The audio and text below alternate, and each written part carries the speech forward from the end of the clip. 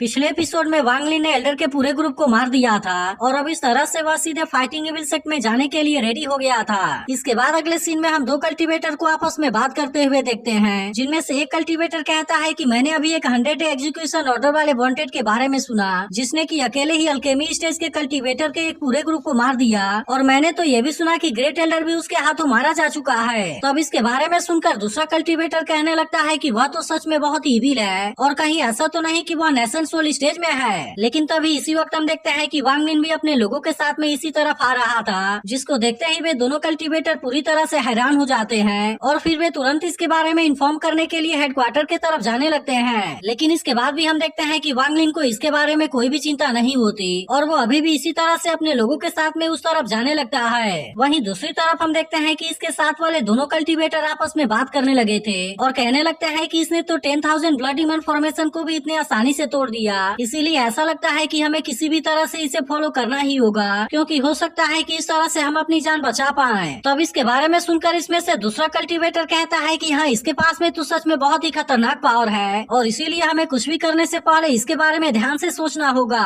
वहीं सिंह भी सोचने लगता है कि अभी इस समय मुझे इसे ही फॉलो करना चाहिए, क्योंकि हो सकता है कि इसके साथ रहकर मुझे ग्रो करने का और ज्यादा चांस मिल सके। तभी वांग लिन सोचने लगता है कि अगर उसे इस खतरनाक जगह में अपना पैर जमाना है तो अब इसके लिए फाइटिंग इविल सेक्ट के ऊपर कब्जा करना सबसे बेस्ट चॉइस होगा। लेकिन इसी के साथ हम देखते हैं कि उसका बहुत सारे स्पिरिचुअल कॉन्शियसनेस भी कंज्यूम हो गया होता है, इसीलिए वो सबसे पहले इसे रिकवर करने के बारे में डिसाइड करता है। तभी इसी बीच मुआन भी इसके तरफ देखते हुए कहती है कि इसने तो सच में कर दिखाया, क्योंकि उसने कहा था कि नेशन सोल स्टेज में एंटर करने वाला वो पहला आदमी होगा। लेकिन फिर वो कहने लगती है कि मैं जब पहली बार उससे मिली थी मैंने गलती से उसे सुनी का ही समझ लिया था, जिसके वजह से हमारे बीच में बहुत बड़ी मिसअंडरस्टैंडिंग भी हो गई थी। लेकिन मुझे ऐसा लगता है कि अगर उस समय हमारे बीच में फाइट हो गई होती तब उस तरह से वहाँ पर मौजूद सारे लोग इसके हाथों से मारे गए होते और फिर मैं कभी भी इसके लिए खुद को माफ नहीं कर पाती। लेकिन तभी वांग लिन उससे कहता है कि तुम्हें किसी भी चीज के बारे में चिंता करने की जरूरत नहीं है, क्योंकि मैं जैसे ही इस मैटर को पूरी तरह से सॉल्व कर लूंगा तब उसके बाद मैं तुरंत ही तुम्हें बर्निंग अलायंस में वापस भेज दूंगा। लेकिन तभी हम देखते हैं कि इसके बारे में सुनकर मुआन थोड़ी सी परेशान हो गई थी और इसे देख ऐसा लगता है कि अब वो वांग लिन को पसंद करने लगी है। इसके बाद हम देखते हैं कि वे इसी तरह से आगे बढ़ते हुए एक जगह पर आकर रुक गए थे, जहाँ एक मास्टर कहने लगता है मैंने सुना कि कोई 100 डे एग्जीक्यूशन ऑर्डर के अंडर में है और ग्रेट एल्डर ने जब तुम्हारे साथ में कुछ करने का कोशिश किया तो तुमने उनको मार दिया। इसके अलावा तुमने और भी बहुत सारे डिसाइपल्स को भी मार दिया है। लेकिन क्या इसके बाद भी सच में तुम्हें लगता है कि तुम इसी तरह से मेरे फाइटिंग इविल सेक्ट के स्टूडेंट को मारते रहोगे?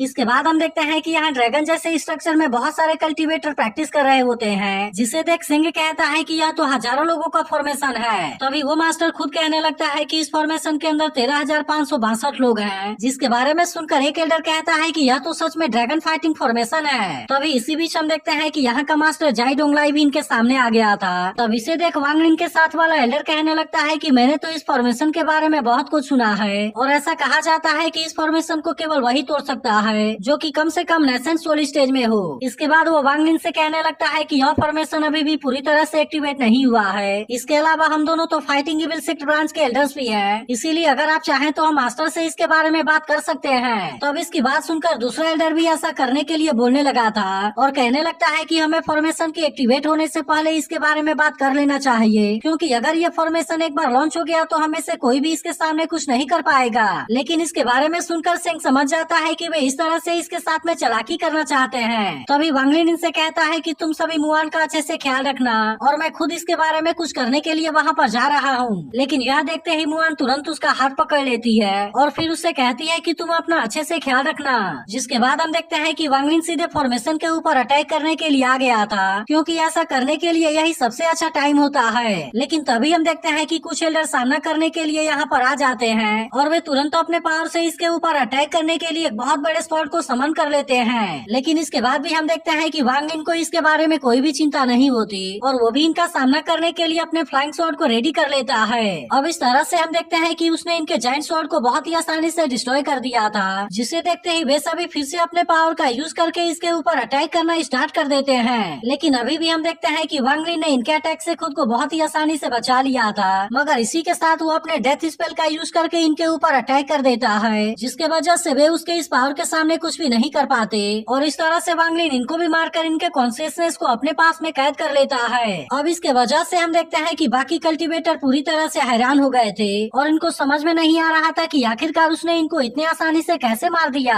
तभी इसी बीच हम देखते हैं कि वो अपने पास वाले सारे कॉन्शियसनेस को एक साथ में यूज करके फॉर्मेशन के ऊपर अटैक करता है, लेकिन इसके बाद भी डोंगलाई ने इसके अटैक को बहुत ही आसानी से रोक लिया था और अब इस तरह से वो अपने इस फॉर्मेशन को एक्टिवेट करने का डिसाइड कर लेता है। जिसके बाद हम देखते हैं कि उसके बाकी लोग भी इसके लिए पूरी तरह से रेडी हो गए थे और फिर वे सभी अपने पावर को एक साथ में यूज करके इस फॉर्मेशन को एक्टिवेट करने लगते हैं। लेकिन अब इसके पावर के वजह से डोंगलाई की कल्टीवेशन भी बढ़ने लगी थी और अब वो फिल फॉर्मेशन के लेट स्टेज से ग्रेट कंजम्पशन स्टेज में एंटर कर गया था। लेकिन अभी भी हम देखते हैं कि वह ब्रेक थ्रू करने वाला था, जिसे देख वे सभी पूरी तरह से हैरान हो गए होते हैं और वांगलिन कहता है कि यह तो फैंटम बेबी रिल्म है। जिसके बाद सिंह कहने लगता है कि यह नेशन सोल के अर्ली स्टेज के बीच का है और इसीलिए अभी भी वो नेशन सोल स्टेज में एंटर नहीं हुआ है। लेकिन अब इसके वजह से हम देखते हैं कि इसके बारे में सोचकर सिंह भी काफी परेशान होने लगा था, क्योंकि उसे ऐसा लग रहा था कि वांगलिन इसे भी बहुत ही आसानी से हरा देगा। लेकिन अब तो यहाँ की सिचुएशन पूरी तरह से चेंज हो गई है और इसीलिए वो कहने लगता है कि मेरा सोल ब्लड तो इसी के पास में है, जिसके वजह से अगर वो यहाँ पर मारा गया तो उसके साथ में मैं भी यहाँ पर मारा जाऊंगा। तभी इसी बीच हम देखते हैं कि डोंगलाई वांगलिन का सामना करने के लिए रेडी हो गया होता है और कहने लगता है कि मैंने भी तुम्हारे बारे में बहुत सुना, लेकिन असल में तुमने अभी तक जिनको भी मारा है उनके पास में नेशन सोल की पावर नहीं थी, जबकि इस समय मेरे पास में तो पहले से ही नेशन सोल की पावर है और इसीलिए चलो इस बार मैं देखता हूँ कि तुम मेरा क्या कर पाते हो। लेकिन अब इसके फॉर्मेशन को देखते ही उसे पहले वाले 10,000 ब्लड डीमन फॉर्मेशन के बारे में याद आने लगता है। जिसके बाद डोंगलाई भी कहने लगता है कि मुझे पता है कि तुमने ब्लड डीमन फॉर्मेशन को तोड़ा है, लेकिन असल में यह ड्रैगन फाइटिंग फॉर्मेशन उस फॉर्मेशन से 10 गुना से ज्यादा पावरफुल है। तब इसके बारे में सुनकर वांगलिन उससे कहता है कि तुमने 10,000 लोगों के सोल को ले लिया और फिर तुमने अकेले उसे कंडेंस कर लिया, जिसके वजह से ही तुम अपने कल्टीवेशन को इस तरह से बढ़ा पाए हो। तब इसकी बात सुनकर डोंगलाई हंसते हुए अपने पावर का यूज करके इसके ऊपर अटैक करता है। जिसके बाद हम देखते हैं कि वांगलिन भी अपने पावर का यूज करके इसे रोकने की कोशिश करता है, लेकिन असल में वो इसके ऐसे पावर के सामने ज्यादा कुछ नहीं कर पाता। इसके बाद वो डोंगलाई से कहता है कि अगर मैंने 10,000 ब्लड डीमन फॉर्मेशन को तोड़ा था तो फिर मैं तुम्हारे ड्रैगन फाइटिंग फॉर्मेशन को भी जरूर तोड़ सकता हूँ। अब इतनी बात कहने के बाद वो अचानक से इसके पीछे से आकर अटैक करने की कोशिश करता है, लेकिन इसके बाद भी डोंगलाई ने इससे बचते हुए अपने पावर का यूज करके इसके ऊपर अटैक कर दिया था और फिर उससे कहता है क्या सच में तुम्हें लगता है कि तुम इस तरह से मुझे हरा पाओगे। लेकिन इसके बाद भी हम देखते हैं कि वांगलिन इतने आसानी से हार मानने वाला नहीं था और मुहान भी उससे कहती है कि तुम्हें फॉर्मेशन को तोड़ने के लिए फॉर्मेशन आई को खोजने की जरूरत है। वहीं दूसरी तरफ हम देखते हैं कि वांगलिन इस बार अपने फ्लाइंग शॉट का यूज करके इसके ऊपर अटैक करने की कोशिश करता है, लेकिन इसके बाद भी डोंगलाई ने इसके अटैक को बहुत ही आसानी से रोक लिया था, जिसके वजह से वांगलिन इस बार भी उसका कुछ नहीं कर पाता और अब इस तरह से वो इसके ऐसे पावर को देख हैरान हो गया होता है। तभी डोंगलाई हंसते हुए कहने लगता है कि मैं पिछले सैकड़ों सालों से फाइटिंग विल सेक्ट में हूँ, लेकिन आज तक मैंने किसी को भी नहीं देखा जो कि इस फॉर्मेशन को तोड़ने में कामयाब हो पाया हो। तभी इसी बीच वांगलिन लुओगु को इसके ऊपर अटैक करने के लिए भेजता है, लेकिन डोंगलाई के कल्टीवेशन को देखते ही इसकी हालत पूरी तरह से खराब हो गई थी और फिर वो तुरंत अपनी जान बचाने के लिए वहाँ से भागने लगता है। तभी इसी वक्त हम देखते हैं कि डोंगलाई अपने ड्रैगन का यूज करके लुओगु को निकल जाता है और कहने लगता है कि क्या तुम्हारे पास में केवल इतनी ही पावर है जिसका यूज करके तुम यहाँ पर मेरा सामना करने के लिए चले आए। तब इसकी बात सुनकर वांगलिन कहता है कि मैं तो तुम्हारे पूरे सेक्टर को बर्बाद कर दूंगा और तभी अचानक से लुओगु इसके ड्रैगन को कंज्यूम कर जाता है। तब इसे देखते ही डोंगलाई हैरान होते हुए कहता है कि ये क्या है, जिस पर लुओगु कहता है कि मैं इस वर्ल्ड का नंबर 1 डेविल हूँ और अब इस तरह से हम देखते हैं कि वे दोनों एक साथ मिलकर डोंगलाई के ऊपर अटैक करने लगे थे। तभी अचानक से डोंगलाई भी इनके ऊपर अटैक करने के लिए अपने किसी पावर को एक्टिवेट करने लगता है, लेकिन यह देखते ही वांगलिन तुरंत अपने पावर का यूज करके इसे कैंसिल कर देता है और फिर वो अपने पाम टेक्निक की मदद से इसी के पावर का यूज करके इसके ऊपर अटैक करने के लिए आने लगता है। लेकिन तभी अचानक से हम देखते हैं कि डोंगलाई अपने टेलीपोर्टेशन पावर का यूज करके यहाँ से गायब हो जाता है, जिसके वजह से वांगलिन का अटैक इसका कुछ भी नहीं कर पाता और इस तरह से उसके फॉर्मेशन को भी कुछ नहीं होता है। लेकिन वहीं दूसरी तरफ हम देखते हैं कि डोंगलाई भी अब इसके ऊपर बड़े खतरनाक तरीके से अटैक करने के लिए रेडी हो गया था और फिर वो हंसते हुए कहता है क्या तुम्हें लगता है कि फाइटिंग इविल सेक्टर के फॉर्मेशन को तोड़ना इतना आसान है। अब इतनी बात कहने के बाद वो इसके ऊपर अपने बहुत सारे स्वॉर्ड का यूज करके अटैक करने लगता है, जिसके बाद हम देखते हैं कि वांगलिन भी इसका सामना करने के लिए रेडी हो गया था और कहने लगता है कि अगर मेरे पास में एनफ स्पिरिचुअल पावर हो तब मैं तो इस फॉर्मेशन को किसी न किसी तरीके से जरूर तोड़ दूंगा। इसी के साथ वो कहने लगता है कि अगर यह फॉर्मेशन इतना ही ज्यादा पावरफुल होता तो फिर तो फाइटिंग इविल सेक्टर ने साउथ उडू सिटी के ऊपर बहुत पहले ही डोमिनेट कर लिया होता। अब इसके वजह से वो समझ जाता है कि इसमें कोई न कोई कमी जरूर होगी, लेकिन तभी अचानक से वो बहुत पावरफुल तरीके से इसके ऊपर अटैक कर देता है और फिर उससे कहता है कि अब तुम्हारे साथ में तुम्हारे लोग भी यहाँ पर मारे जाएंगे। जिसके बाद हम देखते हैं कि इसकी बात सुनकर डोंगलाई के लोग इनका पीछा करना स्टार्ट कर देते हैं और अब वे सभी किसी तरह से अपनी जान बचाने के लिए वहाँ से भागने लगे थे। अब इसके वजह से हम देखते हैं कि सिंह भी इस बात से काफी परेशान हो गया था, लेकिन तभी अचानक से वे लोग अपने पावर का यूज करके मुआन के ऊपर अटैक करने लगते हैं, जिसे देख मुआन भी इनका सामना करने के लिए अपने पावर का यूज करने लगती है। तभी इसी बीच हम देखते हैं कि वे फिर से अपने पावर का यूज करके इसके ऊपर अटैक करने वाले थे, लेकिन यह देखते ही सिंह तुरंत अपने गोल्डन बाउल वाले पावर का यूज करके इसे बचाने के लिए आ जाता है, क्योंकि उसे पता था कि अगर मुआन को कुछ भी हो गया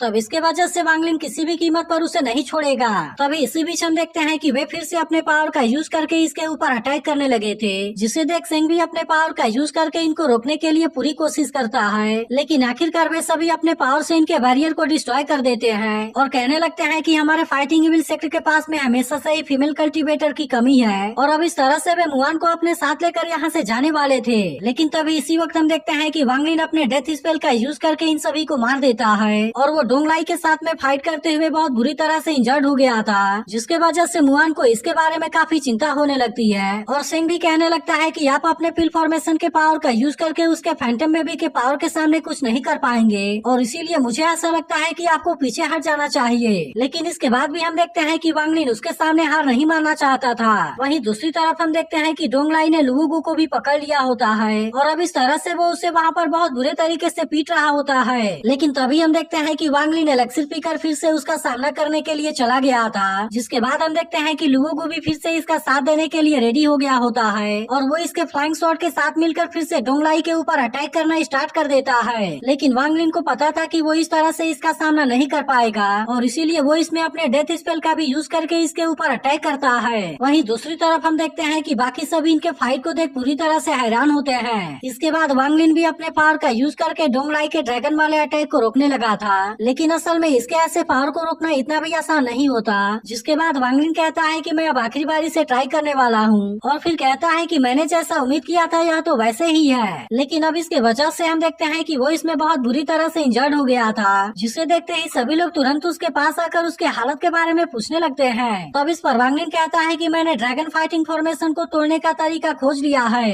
तो अगर एक्सप्लेनेशन अच्छी लगी हो तो इस वीडियो को लाइक और इस पर एक कमेंट करके जरूर बता देना।